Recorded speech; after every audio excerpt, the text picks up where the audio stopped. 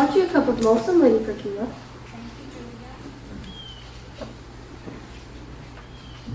I'm very sorry about your husband. He was a great man. Yes.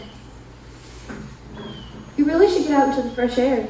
I hear the lilies are blooming along the Tiber. I dreamed of him also. He calls to me, Husband from the dead. another voice, one I have not heard in many years, not since my time in Judea. He calls to me again. Who? The Roman gods are much always quality, greed, fickle. They're the creations of our own corrupt minds. But there is one true God whose nature transcends these things. This one true God. This is the voice you hear? Yes, How? in my dreams, Julia. But I once heard the same voice coming from a man in Judea, Jesus of Nazareth. Jesus of Nazareth. Is that not the man whom your husband crucified? Yes. I've heard many bad things about him. What could have you known elsewhere? I've long since lost hope in Rome, or the philosophers, or the debased amusements in which we Romans indulge.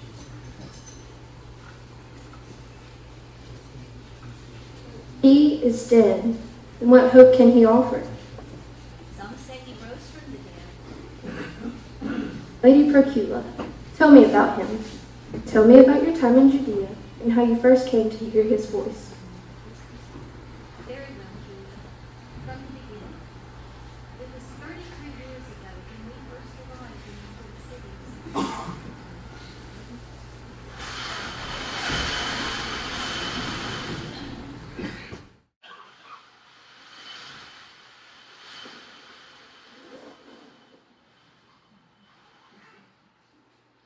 You are pleased, I take it. I could never imagine in such a city, or such a house like this could exist outside of Rome.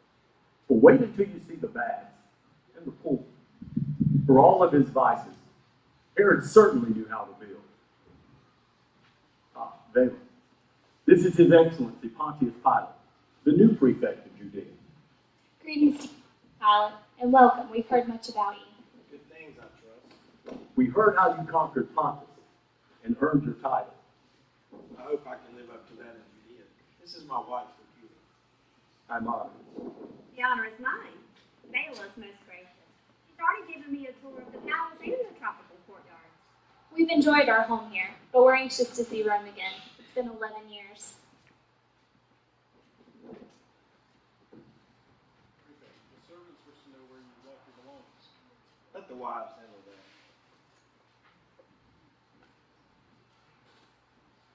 This is my chief aide, Centurion.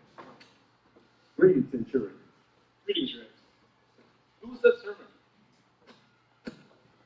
That would be Rhoda, our main house servant. Are all the women of Judea as fair as she? That young man would be left to the eyes of the beholder. I think I would like to make her acquaintance. You'll find it difficult to win her heart. Our Roman ways are vain and empty to her. I enjoy Jack. He's an ambitious one.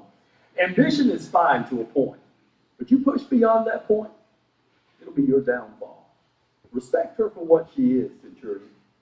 An intelligent, serious, and sincere young woman. Don't suppose that charm alone will sway her. I will remember that. Please excuse me.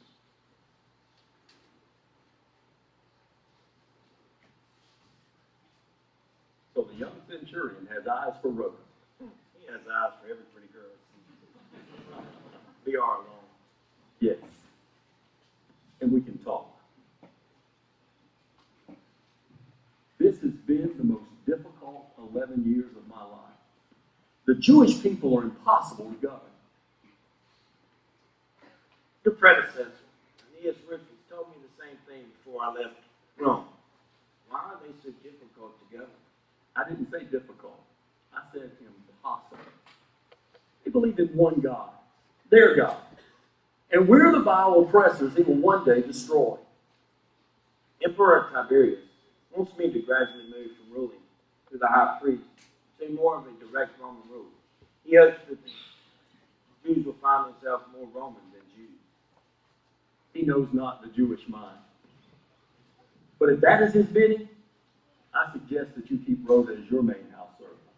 What is so important about a house servant? More than that. In our first year in Judea, Bela and I came upon a caravan of Jews. They had been attacked, brutally murdered. The work of one called Barabbas. We found one survivor, a young girl protected by her mother. We took Rhoda that day as a servant, but she has become as a child to us. Bela and I could never have our own. Why will she not be returning with you to Rome? In her teenage years, she's returned to her Jewish heritage, and she wishes to remain among her people. She knows the Jewish mind, Pun. One of them. And she's a friend that you'll find invaluable as you try to understand them.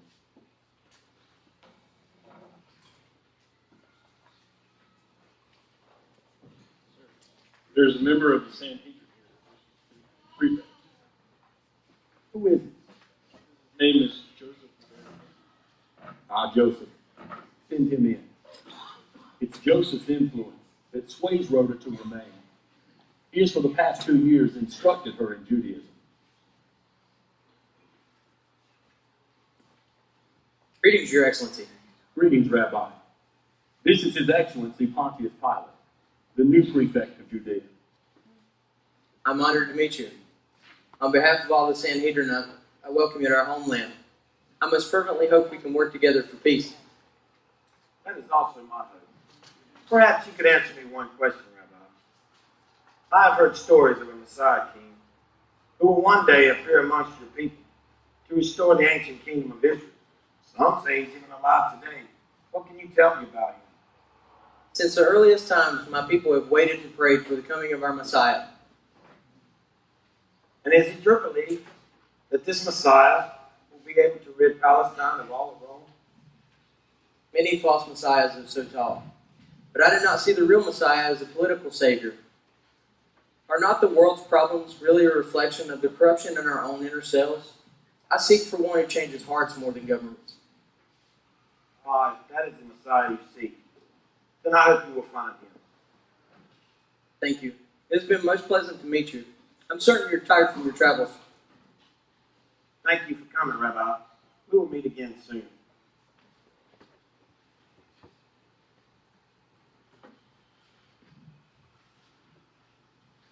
You have asked him a difficult question. He answered well, like a true diplomat.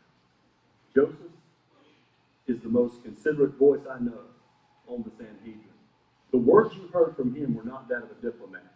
He truly is a man of goodwill. Then he is a rare man indeed. Why have you not made him the high priest? He owes little sway with his colleagues. They tolerate him as a connection between the common people and to us. Joseph Caiaphas, he's the high priest. We're cordial, but that's about it.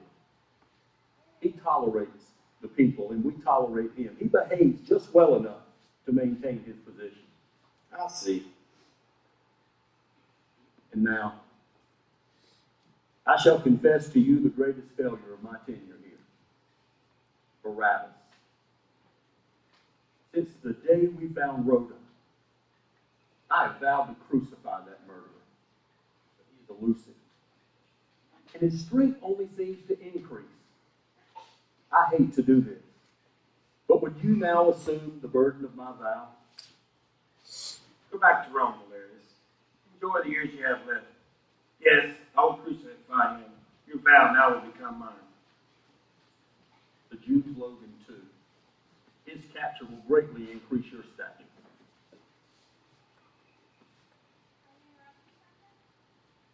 Bela, we've just finished. And the hour is late.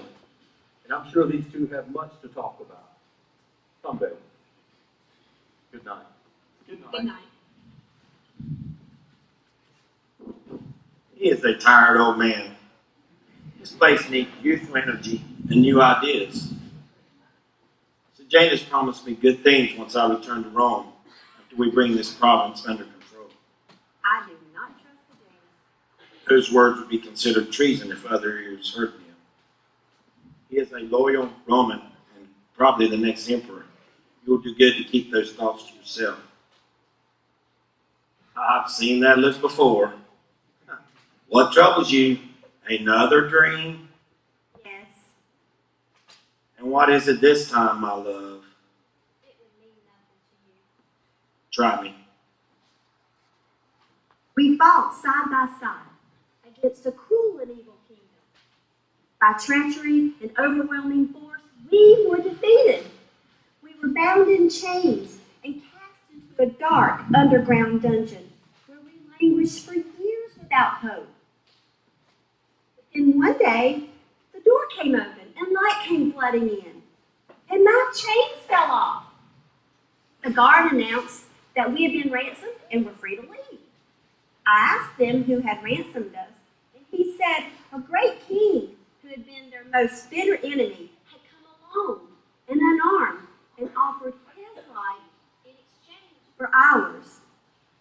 I wept, feeling so unworthy of such love.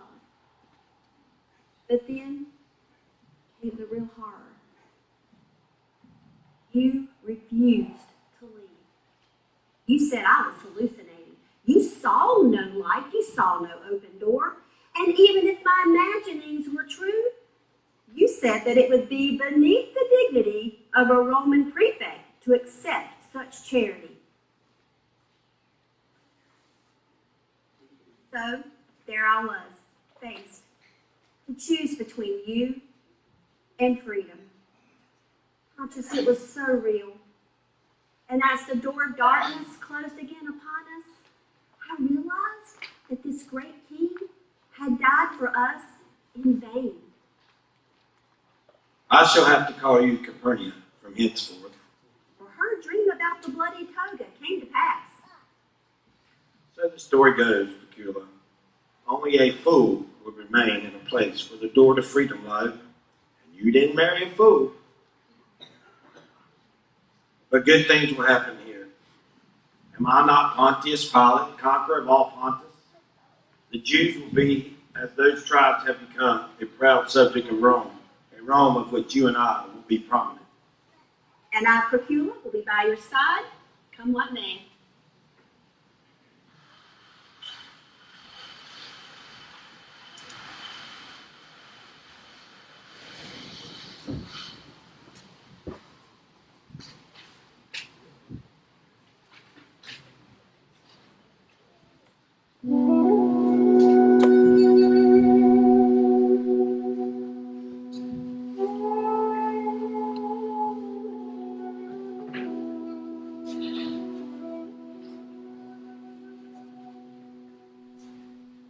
For the first few weeks, all was quiet, while Pilate carried on with the policies of his predecessor, while seeking to acclimate himself to his new position. Then he began implementing his Romanization policies. His first step was to replace the Jerusalem cohort of mixed nationality mercenary soldiers with the all-Roman Italian cohort he had brought with him from Rome. On their identifying standards were 2 golden medallions with the images of Caesar Augustus and Caesar Tiberius. The Jews were enraged that images of human beings were brought into their holy city. When the cohort commander refused to remove them, they came by the thousands and besieged the Herodian palace in Caesarea. There they camped for days, vowing to remain until the offensive standards were removed. Pilate was just as determined to not back down under pressure. After a week of this standoff, he called out his troops and threatened to end the siege.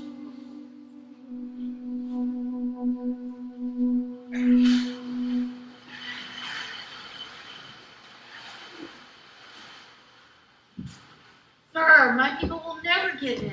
Remove the standards. All will be well. And surrender Rome? Never. I take no pleasure in what I'm about to do. But your people are stubborn. I will teach them otherwise. You will teach them nothing but more hatred of Rome.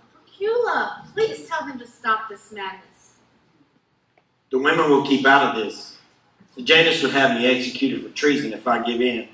The time for patience is ended. I will give the order for action.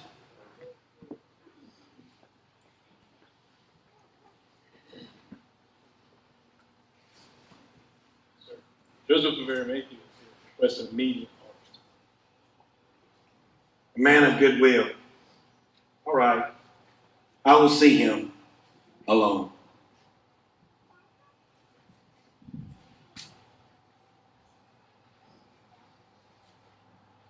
Greetings, Excellency. This is a tense time.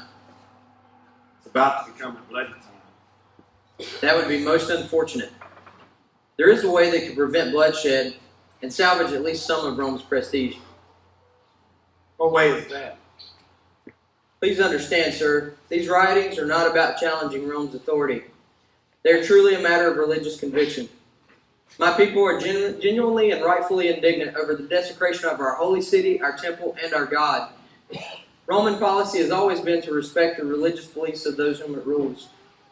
Perhaps you could go before the crowds and tell them this show of force was a test.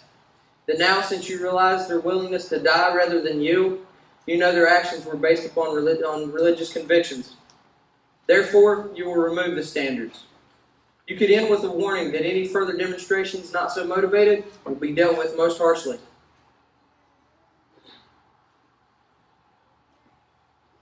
You are truly a man of goodwill, Joseph, and wise. It will be as you have said, but for me, it is no victory. I believe it is the best you can do under the circumstances. Truly.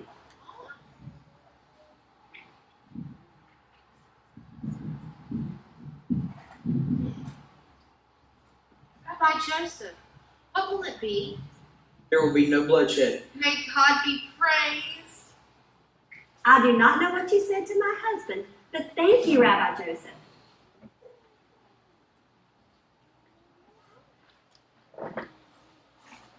They're leaving? Yes, dear, without bloodshed. I warned him about this before he sent the soldiers into Jerusalem. It's hard for a man to take the advice of a woman, Rhoda. We women must learn the delicate art of making them think they thought of the idea first. Excuse me, my husband needs me.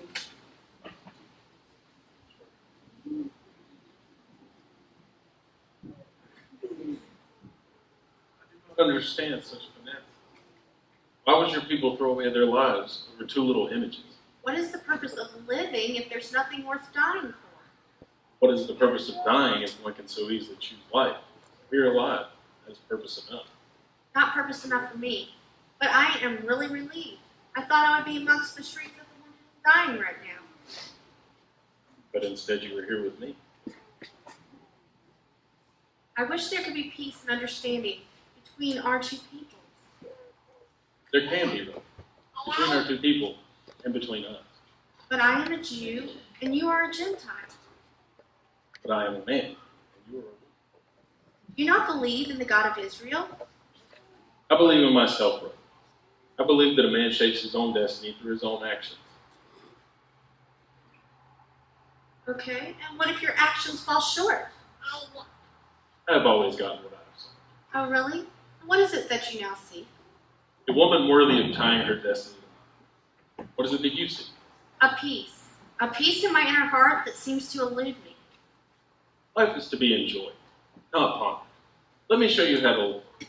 Can we meet again over dinner? Yes, I would like that, Petronius. And I will return at the sunset. I'm not a rich man, not yet. But tonight will be the finest day that's history.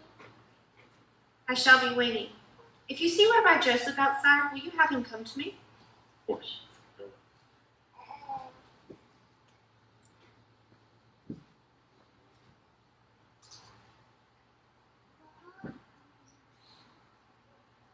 You called for me? Rabbi Joseph, it's good that you persuaded the Pilate not to move on the crowd. Yes. Is something troubling you? I would not pry into your inner heart, but if you wish to speak, I will listen. Rabbi, how do you know when you're in love? Petronius? Yes. He is an impressive-looking man. And I do so want to be loved by a man. Is that wrong?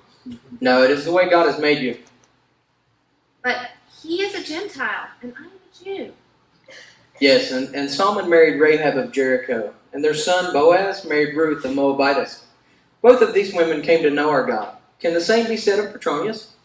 Not yet, but perhaps I could change that. Or is it more likely he will change you?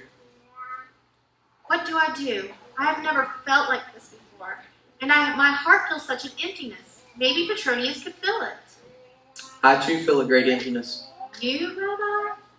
Since my youth, I have zealously sought the God of Israel. I know that he lives and is the one true God. Yet something separates us, and I do not know how to bridge that gulf. I would suspect, Rhoda, that the root of your emptiness is the same, and if so, then no man shall ever fill it. Then how could it be filled? I have just returned from the River Jordan near Jerusalem.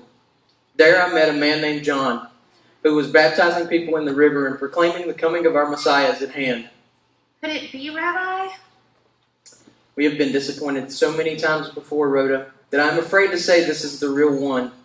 Yet I have this feeling. My counsel to you regarding Petronius is the same of that regarding John. Let us wait and see. For the prophet Isaiah tells us, in repentance and rest we shall be saved.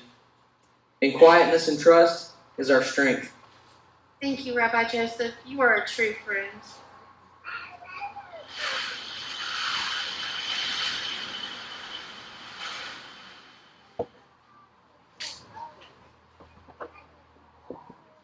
The Standards incident greatly sobered my husband as to his lofty aim of Romanizing the Jews. As with all who preceded him, he began to think of keeping the peace. Rhoda and I became intimate friends.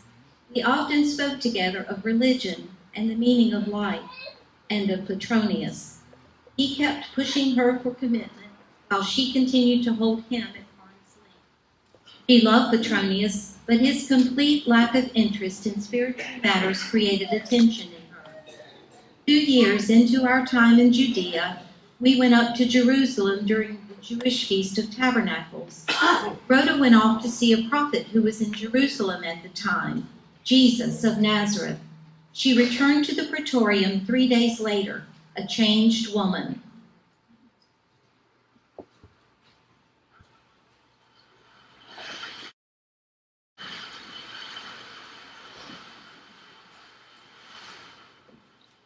Petronius, I have met him, the Messiah of Israel, Jesus of Nazareth. I wish you could have been with me. I have had duty, Simply have to get away next time. perhaps. I've been worried about you. You've been gone for days. You can come with me next time. You can meet him, and then you will know. Who are you talking about? Jesus, the Messiah of Israel. He has come. Another new Messiah? I see. And what are his qualifications? He performed a miracle. He gave sight to a blind man. It's an easy thing to fake. How do you know he was really blind? Because it upset the religious leaders so badly. They questioned all of his family and friends. He was blind, and then he really saw. They got so enraged that they cast the man from the synagogue. They cast a man from the synagogue for having his sight restored? That makes no sense. Why? Because he professed faith in Jesus Christ. Evidently, they don't like Jesus. Did he say anything about Rome? No, he spoke to our hearts. He said, if any man is thirsty, let him come to me and drink. He said, if any man believes in me, from his inmost being shall flow rivers of living water. Oh, Pontius, let's go meet him. Second-rate prophets come to see us if we permit them. We never go to them. But rivers of living water? That's just what this city needs. Jerusalem is the driest city I have ever seen. That's it. I'm going to bring water here. I'm going to build an aqueduct. Petronius, arrange for me a meeting with the religious leaders, but don't mention my idea. Yes, sir. I thought we were talking about Jesus. We're talking about aqueducts. Rivers of living water flowing into Jerusalem, a desert wasteland transformed into a lush, green paradise. Stroke of genius. Tiberius and Sejanus will be proud of me. I will win the hearts of these Romans by showing these what Rome can really do.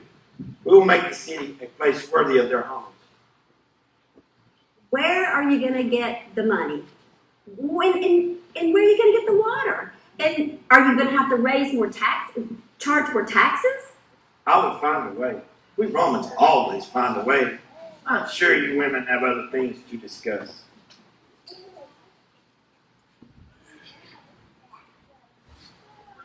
The Jerusalem Aqueduct, a centuries-long monument to Judea's greatest prefect and Rome's greatest emperor. Pontius Pilate, history will smile with the memory of my life.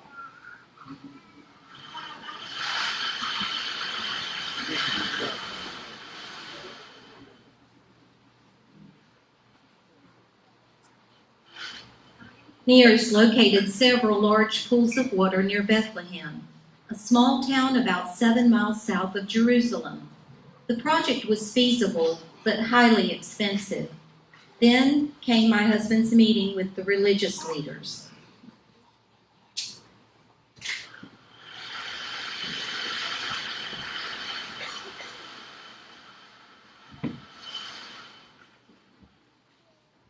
Your Excellency, Caiaphas and his advisors are here to meet you. Show them in. Greetings, Lord Rabbi of Israel, Caiaphas, Annas, Elsius Temple, Treasurer, Joseph of Arimathea. Please be seated. Well, pardon our tardiness in responding to your invitation, Your Excellency. We've been involved with a serious religious matter these past few days. Oh? There's a greatly misguided young man going about blasphemously calling himself the Son of God. You speak of the man Jesus? So you know about him? Nothing escapes the significance of the Roman prefect. This is a matter of your religion.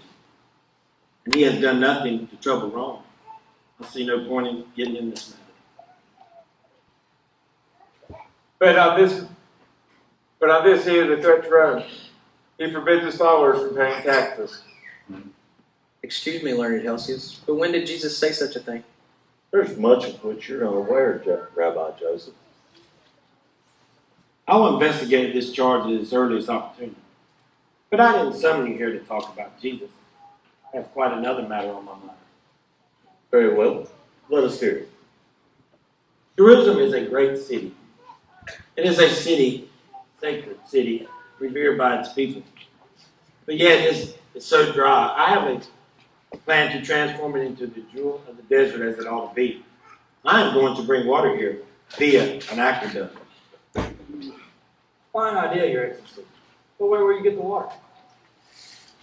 There are many large springs in Bethlehem. My engineers have seen them, and they have assured me that they will be quite adequate. But the distance is so great, such a project would be impossible.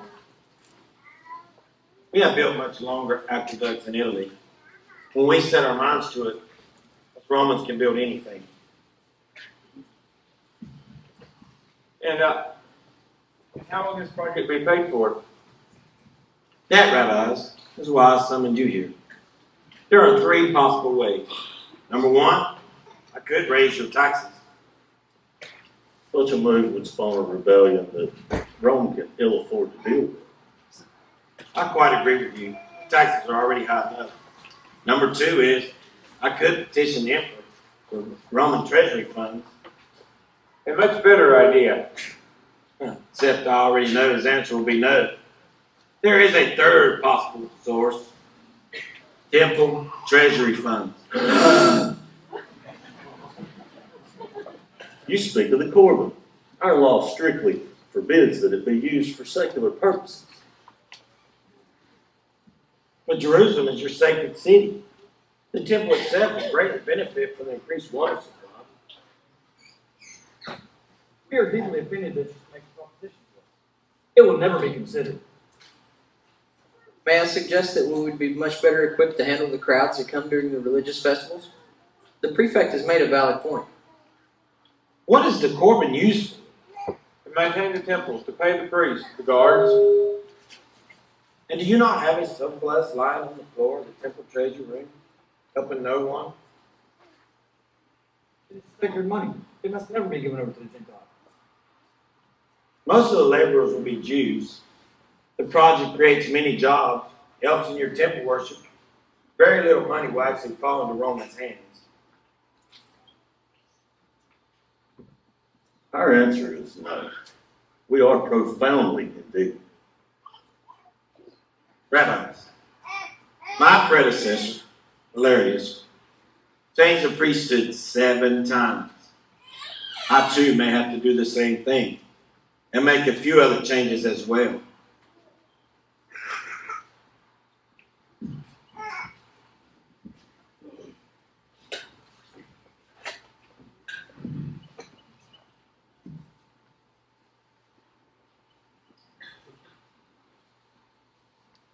You will have your wish. Very enlightened. The aqueduct will be a monument of cooperation between Rome and Jews. Also, friendship.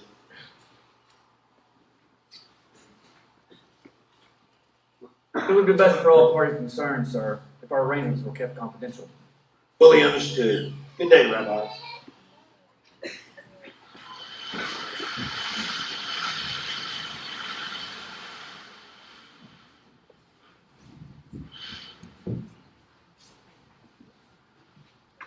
The aqueduct took a year to build and was my husband's crowning achievement. On its first day of operation, a great ceremony was held in Jerusalem. At precisely the right moment, the water came cascading into the city amidst cheering throngs that shouted, "Long live Pontius Pilate!" But such sentiments were short-lived. Someone, we never learned who, informed the people as to the source of the funding. Instantly, the mood turned ugly. Our entourage returned hastily to the praetorium, but the crowd followed us and laid siege, as they had done before in Caesarea during the Standards incident. They vowed to remain until all temple funds were returned. Pilate called out the soldiers and warned the people to disperse. This time, when they refused, he did not back down.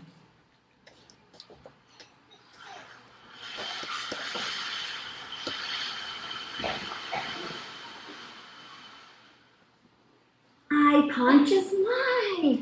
What else could I have done? All these people understand is force. They must learn to respect Roman law.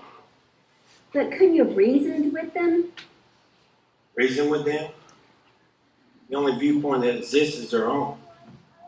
Had I done this early in Caesarea, I wouldn't have to take care of it now, such as my reward for lenient. But they might have compromised. They would never have compromised. It's the point of their religion, you know. And even if they had, what was I to do? Write a letter to Sejanus asking for 50,000 talents from the Roman treasury to pay the Jews for building them an aqueduct? You know how he hates the Jews. Wrote it. Surely you understand. Those are my people you have killed. You've done a terrible thing. But Pilate, Jesus would forgive. Jesus would forgive me? That's fine. What does that have to do with any of this? He's the true Son of God. You have blood on your hands, and you need his forgiveness.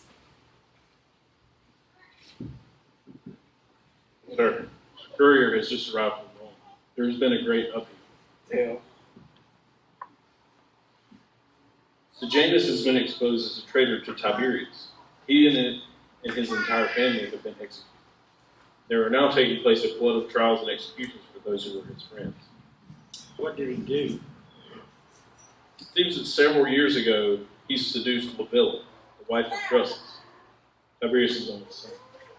He and Livilla then poisoned Drusus, hoping to marry later, thereby positioning Sejanus to succeed Tiberius as emperor. I thought there was no more loyal man in all the empire. Now all his friends are being purged. How was his choice to be prefect of Judea? If I didn't have enough problems, the standard incident, the rabbis, the religious fanatics, the zealots, the aqueduct mess, now I have to be in fear that any day the dead ship will return from Rome with a new prefect on it with orders to have me return to stand trial for my life. Do not envy you, sir. I don't envy me either. Now I know how Damocles must have felt. Come, Procula, let us walk the courtyards while we may. So much for teaching them to obey Roman law. I am sorry for what has happened out there. It is a bloody and awful menace. Such a cruel and hard place is this world. So hard to face it alone. So hard to face it without God. If this God you believe in were real, why would he allow such a thing to happen to his people? I don't have a good answer for that. There is no answer, Rhoda, because there is no God. There is only us. I have not seen this man. Neither have you sought him. But I have sought you. I must sleep. No God shall stand in my way. She shall be mine.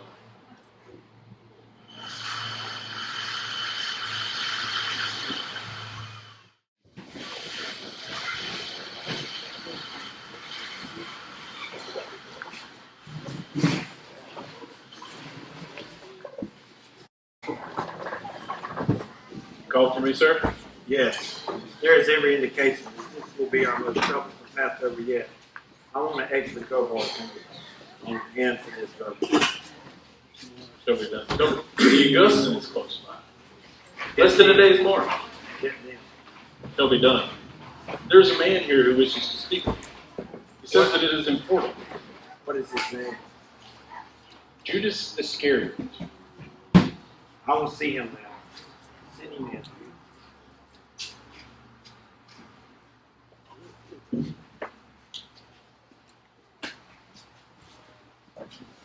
Greetings, Your Excellency.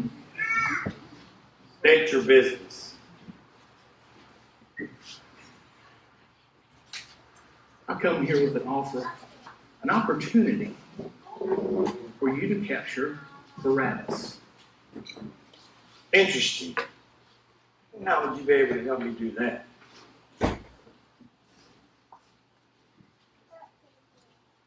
I can tell you where and when to find him.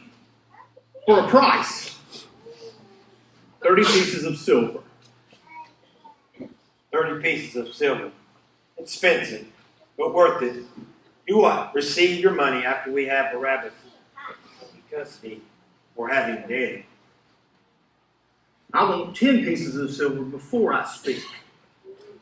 You will get nothing now. You will not leave this praetorium until you tell me everything you know. Very well. Jesus of Nazareth will be coming into the city on Sunday for the Passover feast. You will be obliged to guard his path. Barabbas has knowledge of your plans, and he plans to raid all the shops on the far side of the city to help finance his armed rebellion against you.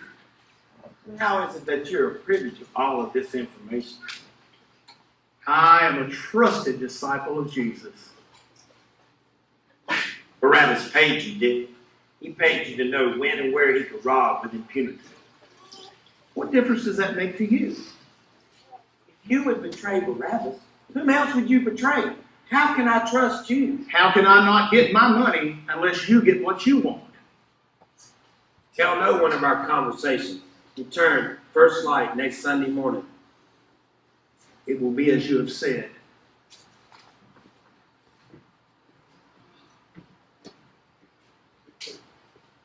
What do you think, Petronius? I think that Jesus has forejudging men. So it would seem.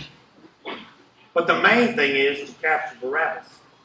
I shall fulfill my vow to Gratus, and nearly every Jew from all of Palestine will be here to witness Roman justice.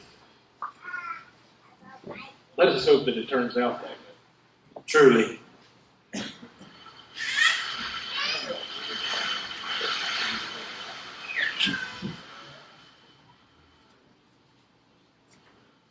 Barabbas and 2 others were captured that next Sunday.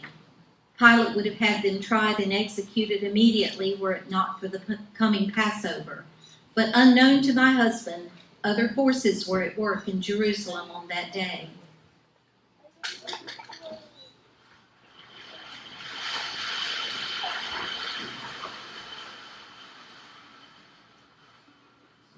What are we going to do? This Jesus is winning over the ignorant multitudes and teaching them against our laws.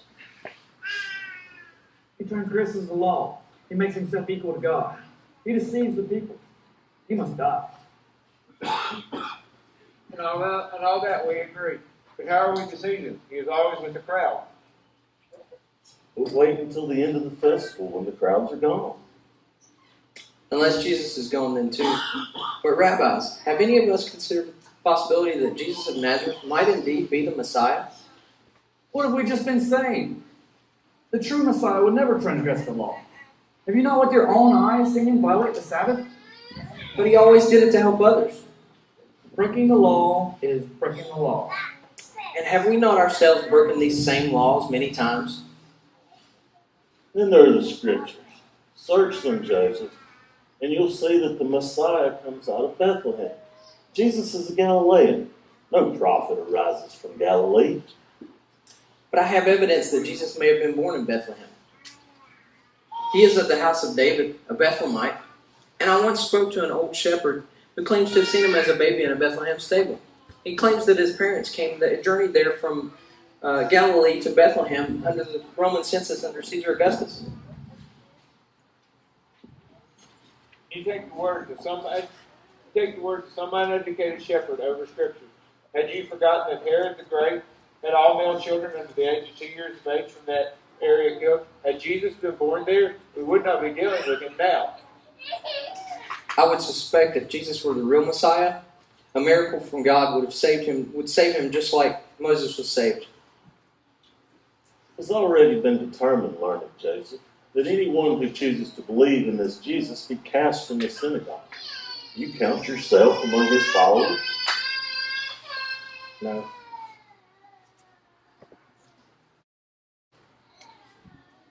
Greetings, learned scholars of Israel. Who are you? I am Judas Iscariot. So what are you doing here?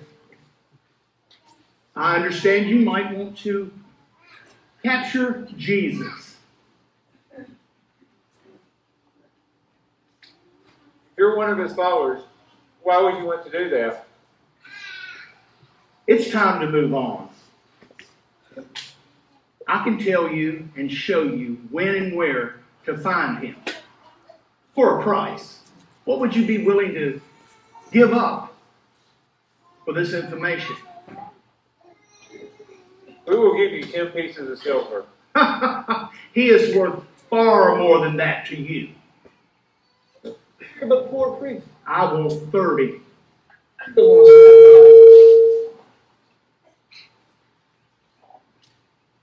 I want 30 pieces of silver. We could use a court, but after all, it is our religious duty to rid this world of this blasphemer.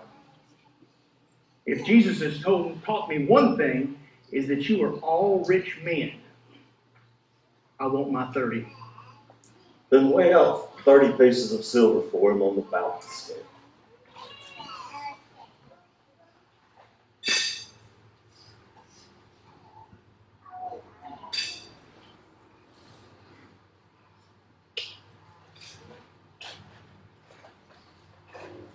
Jesus often goes by himself or with just a few to the Garden of Gethsemane. Station your guards around the garden. I will call out when it's the best time, and I will identify him to you with a kiss on the cheek. Very well. You will have your money. If you fail us, you are a dead man. Now go. It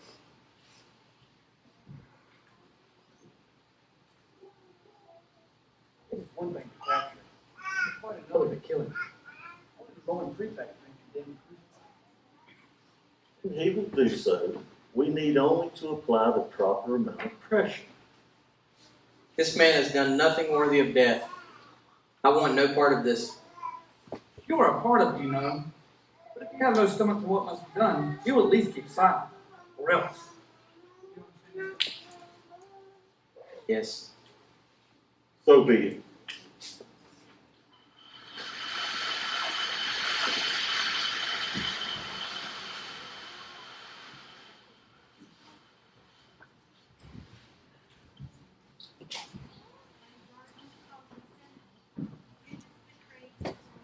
With a kiss. Jesus was taken first to Annas, the former high priest, then to Caiaphas, the current high priest, and finally before the entire Sanhedrin. When he claimed to be the Messiah, he was sentenced to death for blasphemy.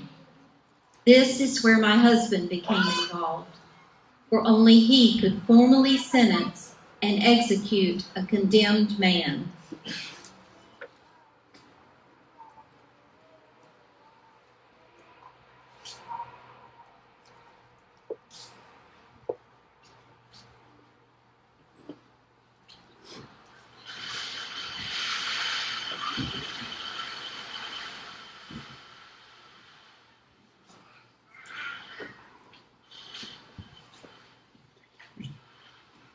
Bring out his excellency, Pontius Pilate. That we may condemn this evil and doer. Prefect does not come to you. You come to him, and only if he chooses to give you an audience. This is the Passover. We will not defile ourselves by entering the Roman Praetorium. Very well. Wait here and let me see if the prefect will come.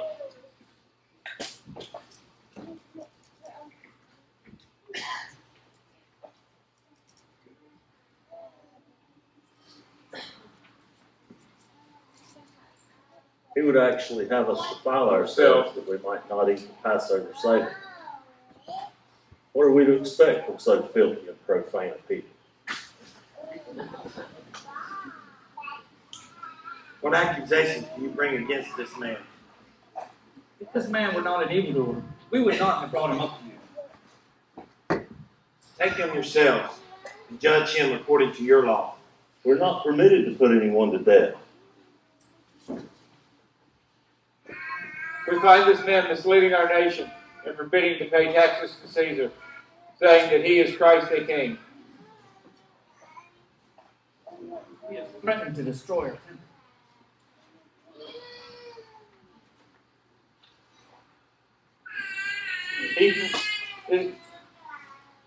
His followers are dangerous, insurrectional criminals. You make no answer. Do you not hear what they testify against you? Who will follow me into the judgment?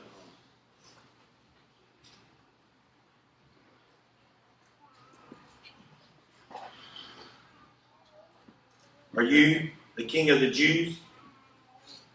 It is as you say, but do you say this under your own initiative, or have others told you about me? I am not a Jew, am I? Your own nation and chief priests have delivered you up to me. What have you done? My kingdom is not of this world.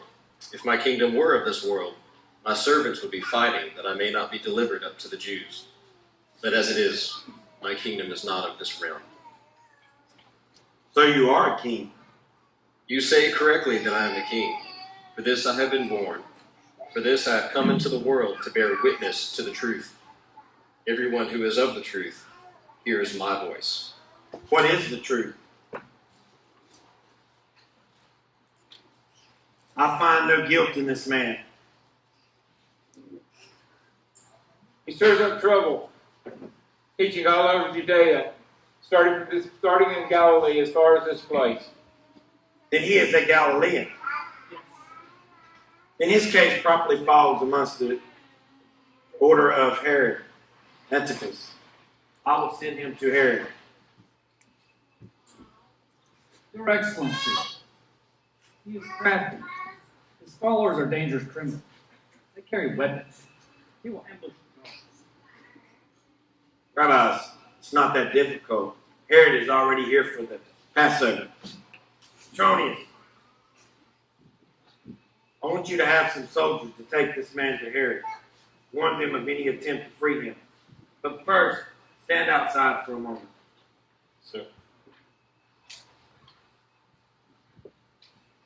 You'll be doing us and Rome a great service when you crucify this man. That will be for Herod to decide. Good day, rabbis. Petronius,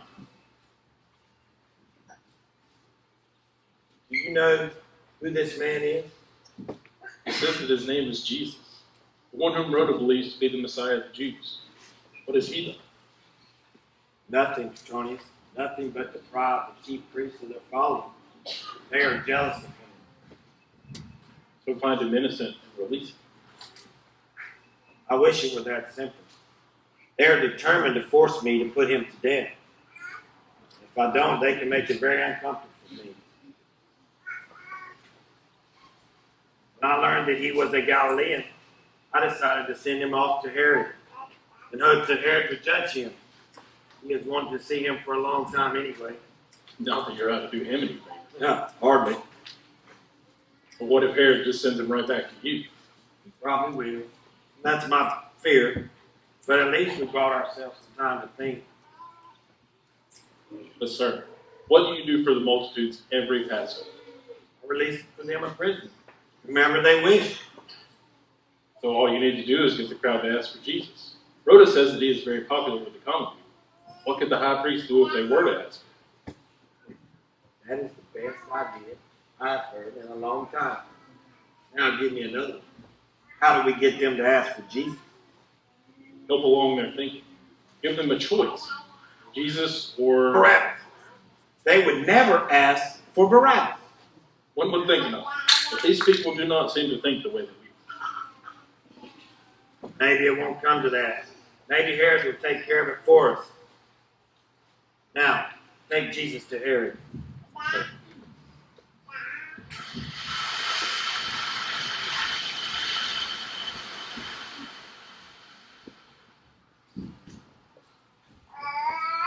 Herod did return Jesus to Pilate, unjudged, along with several bottles of his best wine, and an invitation for us to come to his Jerusalem residence for dinner after the Passover.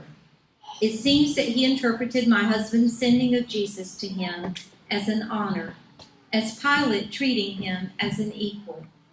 At least for this, my husband was glad. The two had been enemies almost from the beginning, and Pilate needed less enemies, not more, at this time. My husband appeared calm, confident that his plan to release Jesus would work. Somehow, I knew otherwise, but it was not my place to tell him so. I retired to my chamber, needing to be alone.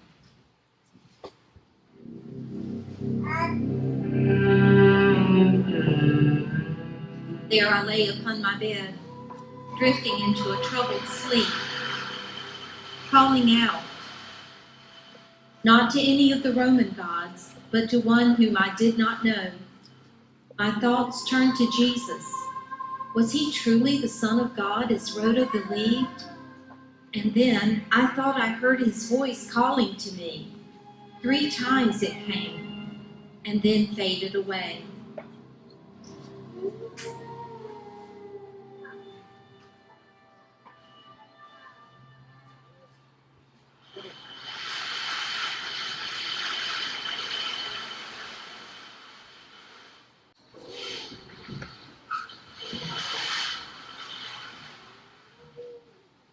You have all been fairly tried and found guilty of high crimes against the Jewish people. What shall be their penalty? Death! You are hereby sentenced to death by stoning. Have you anything to say for yourselves before the sentence is carried out? I have only done my duty.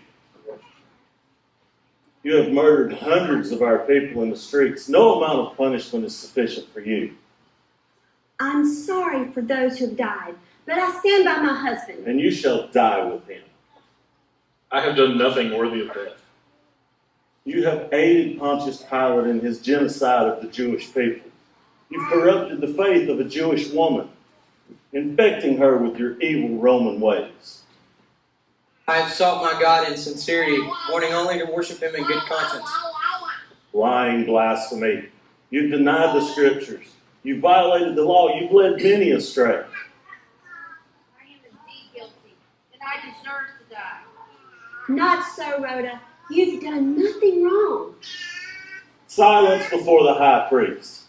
She is the worst of all, having made common cause with our enemies. Take them out and stone them.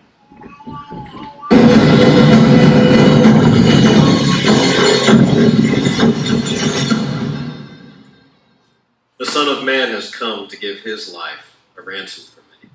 Seize him! Kill him!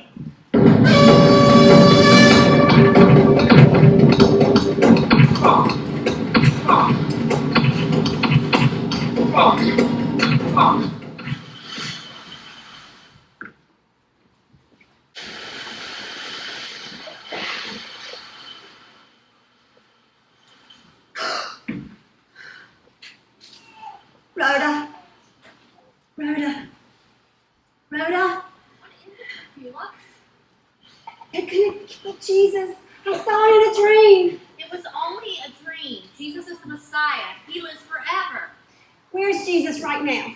In the judgment hall with Pilate. The trial is just now beginning. Tablet. Get my tablet and a stylus.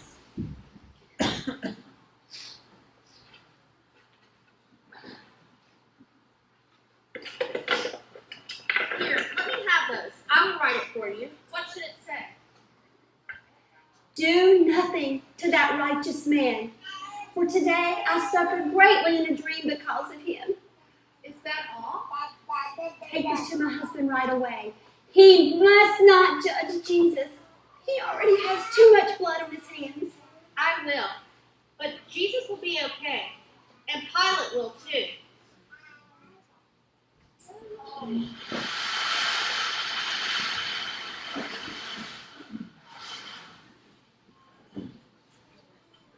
The trial began as fear, but Pilate had his plan. If he could make it work, he might even emerge from this crisis in a better position than before.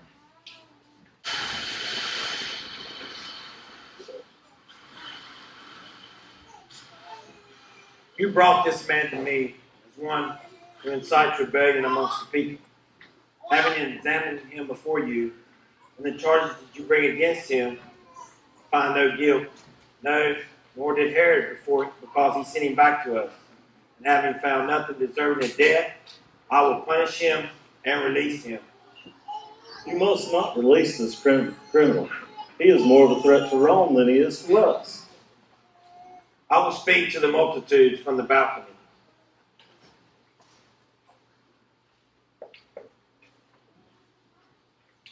So, he would use the crowd to gain Jesus' release. We need only to tell him that Pilate wants to release Jesus, remind them of the aqueduct massacre, and they will demand the opposite of Pilate's wishes. We must move swiftly. Petronius, speak to the crowd from the balcony. Tell them I will address them shortly.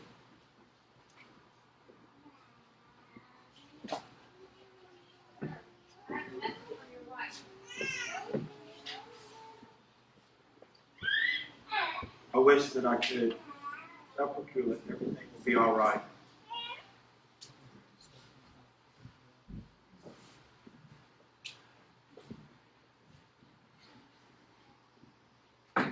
Peace!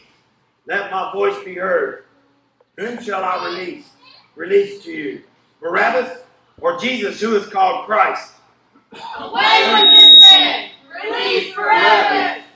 Then what shall I do with Jesus, who is called Christ?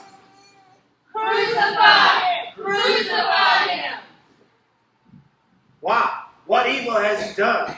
I have found no guilt in him demanding death. I will therefore punish him and release him.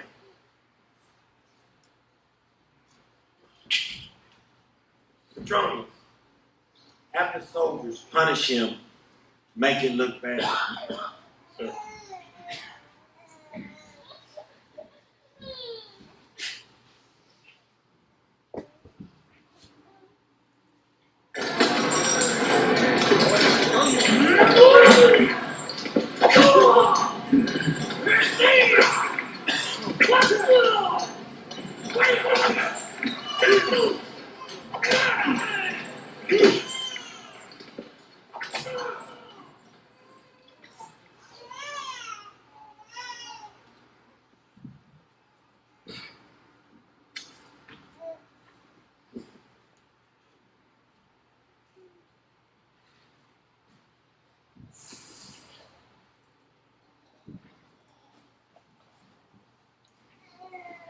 Behold, I am bringing him out to you, that you may know I find no guilt in him.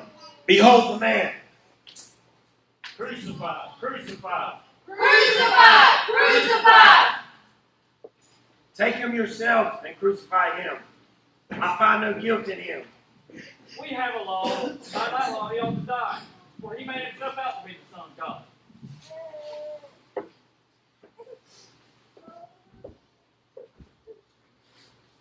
Where are you from? Do you not speak to me? Do you not know that I have the authority to crucify you? Or I have the authority to set you free? You will have no authority over me. They have been given to you from above. And for this reason, he who has delivered me up to you has the greater sin. Tronies, take your water basin up to the balcony.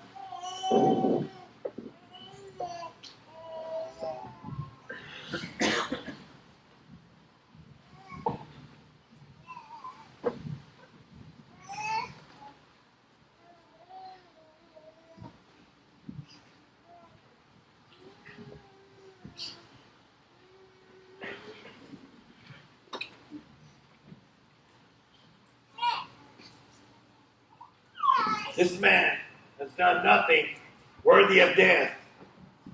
He has been punished. I will now release him. If you release this man, you're no friend of Caesar. Everyone who makes himself out to be king is no friend of Caesar. Behold, your king. Away with him! Crucify him! Shall I crucify your king? We have no king but Caesar. Hail Caesar! Hail Caesar! I am innocent of this man's blood. See to that yourselves. His blood be on us and our children's hands.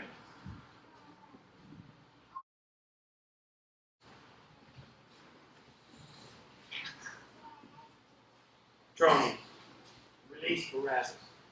Crucify the king of the Jews. Crucify with him the two kings that were captured with Barabbas.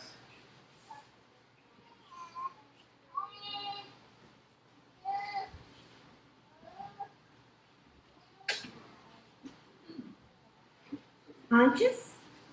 I have given the order to crucify the king of the Jews. Oh, Pontius, I'm so afraid. On my peculiar. I've never known fear like I know now. What kind of a world is it that we live in, where wrong is right and right is wrong? Where a murderer goes free while an innocent man dies. And how fickle are these Jews? Just last Sunday, they gave Jesus a hero's welcome into Jerusalem. Now, they demand his death with a hateful vehemence I've never seen before. But think of the Sejanus Purge. Are we Romans any better? I suppose not. I had a dream, Pontius. There are greater forces at work here that neither you or I understand. I don't think you could have stopped that crucifixion. I don't think all the forces on earth could have stopped it. Perhaps you're right. I don't know what to think. There is a higher purpose for all of this. In my dream, I saw Jesus die so that we could be free. Free from what? We don't have any chains on us. There are chains of a different kind. What is the crown of Jesus? What description shall we place over his head? Right. This is Jesus of Nazareth, the King of the Jews. The Jews will not like that. That is what they will get. Yes, sir.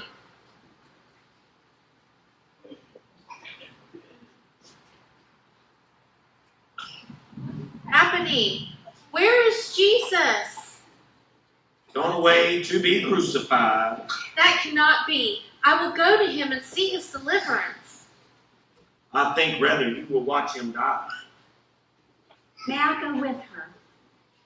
Go, Pecula. I will stay. It will be my way of protesting this injustice. But stay close to the soldiers so that both of you will be safe.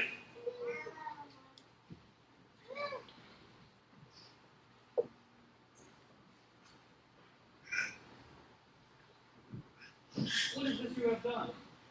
Do not write the King of the Jews, but that he said, I am King of the Jews. I believe you have entered my chamber unbidden, and on a high Jewish holy day. You have also violated Roman customs. And if I'm not mistaken, you've defied yourselves. I suggest that you go for some cleansing. As for what the sign says, what I have written, I have written.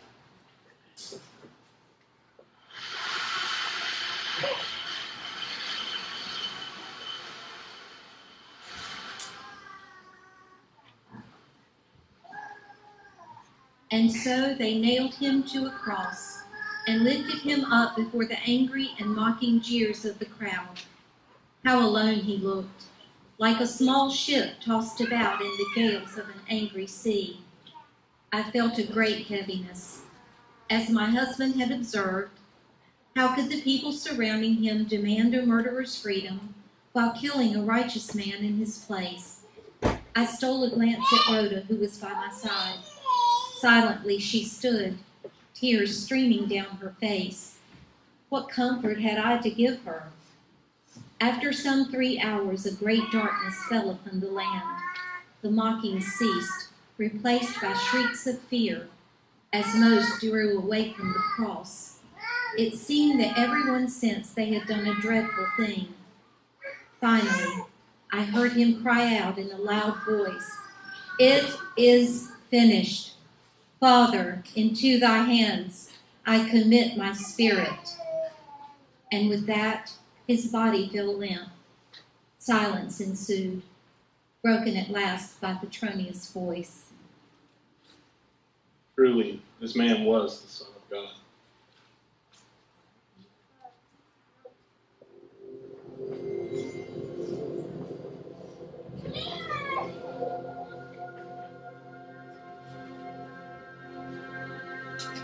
And so the awful deed was done. Petronius approached us and beckoned that Rhoda and I should accompany him back to the praetorium. We returned in silence. At the praetorium, we found my husband still seated at his judgment seat, staring into empty space.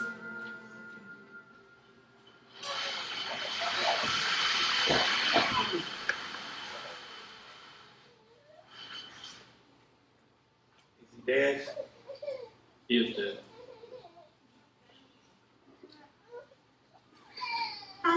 Let's go away for a while. I've always wanted to visit Alexandria. Perhaps. Sir, Joseph of Arimathea is here, which is a short audience. Why can't they just leave me alone? Tell him I'm coming. Sir, he says that the Passover is finished. And if you will allow, he will come to you. Finished? I thought it had just begun. Send him in.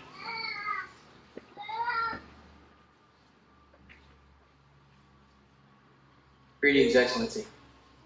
This has been an awful time for you. More awful for Jesus. Truly. What do you wish? I wish to be granted the body of Jesus, that I might give him a proper burial. You are most kind. Johnny, is Jesus dead? I want to know this for certain. Absolutely, sir. One of the other soldiers even ran the spear into Jesus' side to make sure.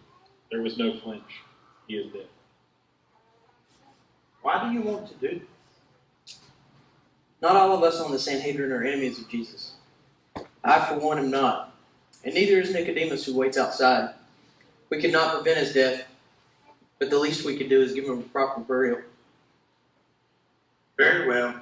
Take him. Come, Procula. Let us retire to our chamber.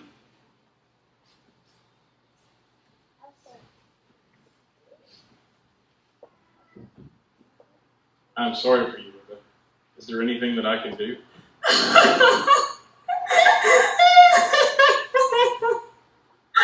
Do you believe the words you spoke when Jesus died? I don't know what to do, but none of it matters anymore. He is gone. Rhoda, perhaps this is not the best time, but you know how I feel about it. Centurion doesn't make a lot of money, but You don't have to promise me nice things, Petronius. What you are is much more important to me than what you have. Then Rhoda, please, will you marry me? Petronius, you were right about this not being a good time. I am really upset right now and too much in turmoil. Please understand. Of course.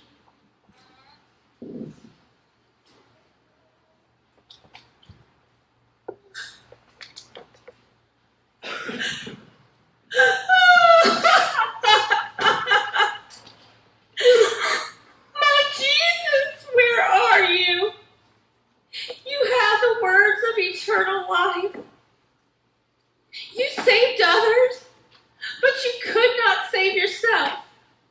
And now I am left desolate among my people, labeled a blasphemer, and cast from the synagogue. What good is my life to me now? And where am I to go? Who is there to save us from this troubled world in which we must dwell? My Jesus, come back to me!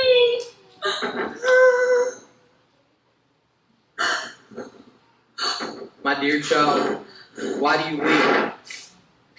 Rabbi Joseph, don't you know what has happened? I do know. And I know that Jesus had to die.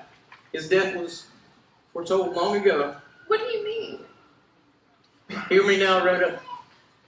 No one has been such a great coward as I.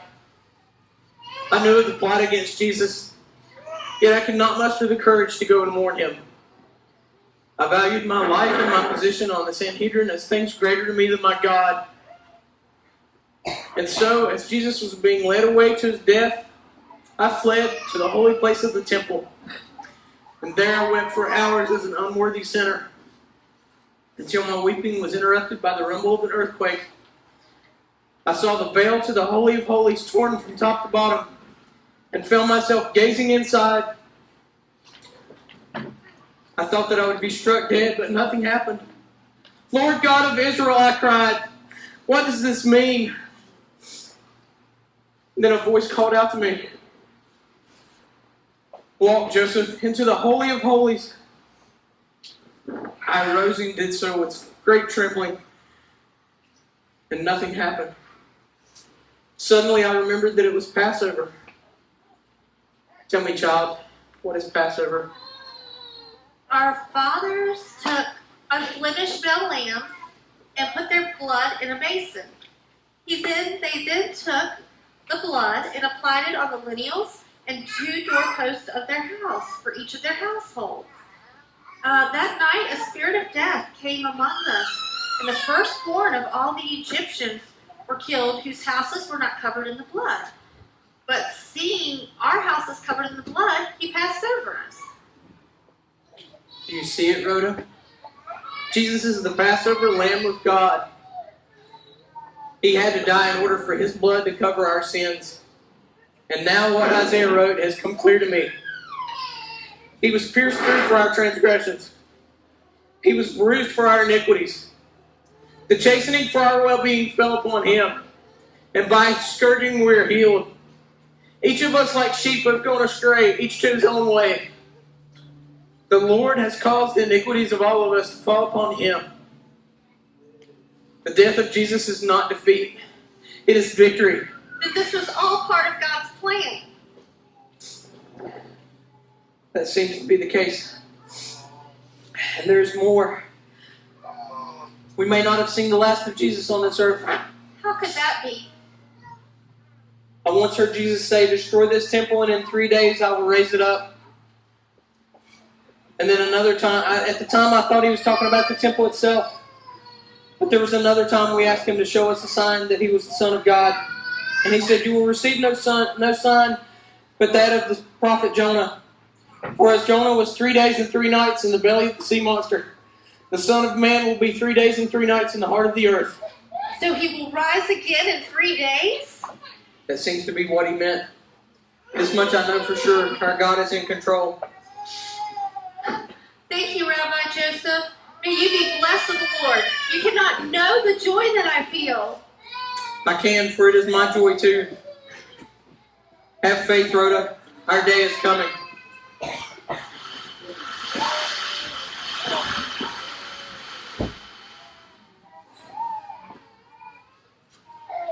The chief priest, also remembering Jesus' claim that he would arise on the third day, went to Pilate the next day and requested soldiers to guard the tomb. Pilate dispatched a guard under Petronius and instructed them to guard the tomb with their lives. When Rhoda told me of her expectation, I felt sorry for her. From my viewpoint, she was only prolonging and worsening her pain. But on the third day, a rumor reached the praetorium that Jesus' followers had stolen his body from the tomb while the soldiers slept the night before. I found it hard to believe that the soldiers would be sleeping with their lives on the line, but when Petronius and the others returned, they confirmed the story. And now my husband, feeling very sick about it, found himself obligated to order their immediate executions. But then Caiaphas intervened. He said that the distress of these times had been wearying on everyone, and that the soldiers' lapse was understandable and forgivable. My husband was only too glad to rescind the order.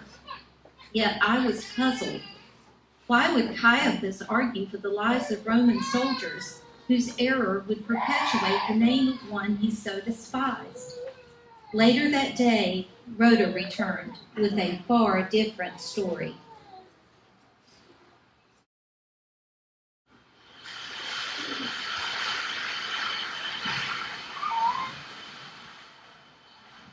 He is risen! He is risen! Jesus has risen from the dead! I'm just supposed to be telling you. I see no reason but the truth, unpleasant though it may be. No, Rhoda. Jesus' followers stole his body last night while the soldiers slept. What? Who told you that? Petronius and the other soldiers. I see. My choice has been made for me. I am leaving. Leaving? Why? To follow my Lord Jesus Christ. I'm going to Galilee. But Rhoda, we just told you what happened. Be sensible. I am doing the only sensible thing possible. Why don't both of you come with me? The prefect of Judea can't just leave and resign the position and follow some mad religious cult. And you shouldn't either. I follow the truth. In Christ there is freedom and forgiveness. And you, sir, you need his forgiveness. I washed my hands before the multitude. They bore witness of it. Your hands are not clean. Only Jesus can make you clean. Chasing mirage, Rhoda. Not reality. But even if this man, Jesus, had some mystical power to cleanse a man for his wrong, I've done nothing wrong. And even if I had, it would be beneath the dignity of a Roman prefect to accept such charity. Would that I could speak, not to a Roman or to a prefect, but to a hurting human heart. And what of you, Procula? This was the fulfillment of my prophetic dream, and I knew it. I faced a terrible dilemma. Do I move towards Rhoda and faith in Christ, thus figuratively deserting my husband? Or do I support my husband in his hour of great need, thus cutting myself off from the grace of God? I hung motionless between them for what felt like an eternity. Finally, I decided, just as I had decided in my dream.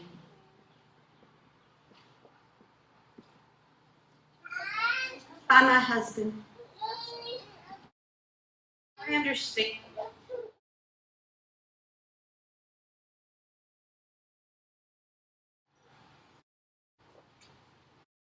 I will go and pack my things.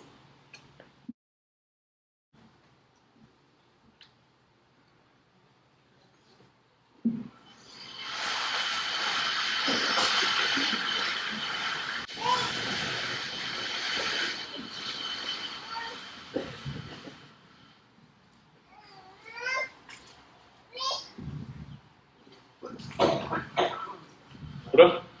Enter Petronius, You are packing. Where are you going? the Galilee, to follow my Lord Jesus Christ. But Rhoda, he is dead. He is alive, Petronius, and you know it. No, haven't you heard, Rhoda? His followers, they came and stole his body while we were asleep last night.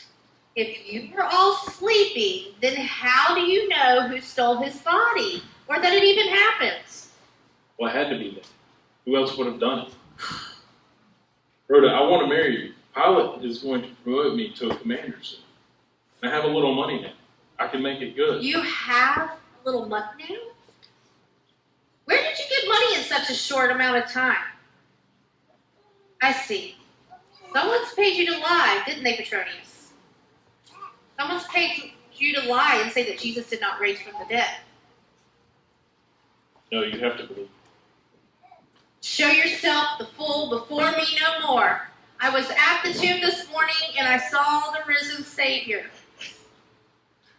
I have seen him. Tell me the truth, Petronius. Who paid you to lie? The high priest. Very well. You have made your choice and I have made mine. Rhoda, don't go away. I need you. You need me? Then take your filthy money back to the priest and tell the world the truth. I couldn't do that. It would betray the honor of my fellow soldiers and of the chief priest. Honor? You actually speak of honor? You're all liars. You saw what they did to Rhoda, to Jesus. Do you think they would do less to me if I exposed them? I saw what they tried and failed to do to Jesus, and I believe they would fail again if only you would do what you know is right. I am unworthy. I too am unworthy, Petronius, but I am forgiven. I hope that someday you find the peace that you need. Goodbye, Petronius.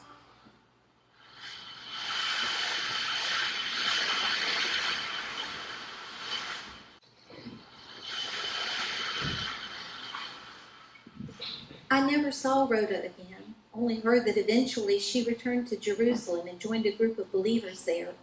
She was my friend. What became of Petronius? Within a day, he gambled away everything he gained in his deal with the chief priest.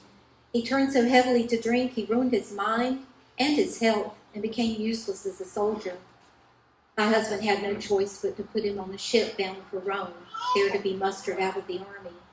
But when the ship arrived on the other side, he was not on it. What of Joseph of Arimathea? He was expelled from the Sanhedrin, cast from the synagogue, and sent into exile for professing faith in Christ. Before leaving, he came to see us. Much of what I've told you came from him. He truly was a man of goodwill. What of your husband? Before departing for Italy, Petronius came and admitted to him his lie. But my husband dismissed his words as those of a man in delirium. Throughout the rest of his life, he lived in great tension. I reminded him often of Rhoda's words of forgiveness, but he refused to accept them, and that is how he went to his grave. What have you learned, Aquila? What have you done about Jesus' call? Nothing. I don't know what to do. Aquila, your husband is dying. You don't have to choose between him and Jesus anymore. Are you not free to depart from this underground dungeon which you've been in? It would seem so. How my heart is burdened within me as you put this to me. Think this Jesus would also accept me? Oh, Julia, I think he would accept anyone who wants to know him. But what can we do? I don't know how to find him. I've heard of a man named Paul who speaks about Jesus in the city. Maybe if we can find him, he can tell us what to do. Hey, come, Julia, let us go and find this man. And let's get some fresh air. I hear the lilies are blooming on the Tiber.